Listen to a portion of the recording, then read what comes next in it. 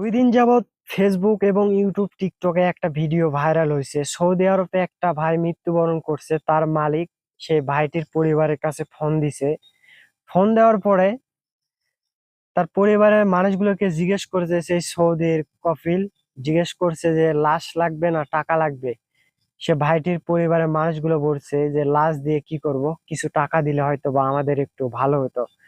আসলে আমার জানা নাই এই মানুষগুলোর বিবেকটা কতটা আর কি নিচু। তার কারণ যে প্রবাসী ভাইটা দিন রাত পরিশ্রম করে তাদের স্বপ্নগুলো পূরণ করছে এবং কি তাদের চাওয়া পাওয়া গুলো পূরণ করছে, আজকে সেই প্রবাসী ভাইটা মৃত্যুবরণ করছে।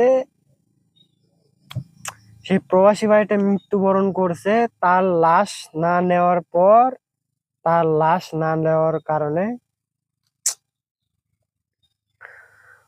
তার লাশটা না নিয়ে টাকার জন্য কপিলের কাছে আবেদন করছে যে আমাদের টাকা লাগবে, লাশ আপনারা ওখানেই দাফন করে দেন। তারপরও আবার বলছে কফিল যে লাশ লাগবে না টাকা লাগবে, যদি লাশ লান তাহলে আমার নিজের টাকা দিয়ে আমি লাশটা বাংলাদেশে পাঠিয়ে দেব। তারা বলছে না, লাশের প্রয়োজন নাই, কিছু টাকা লাগবে।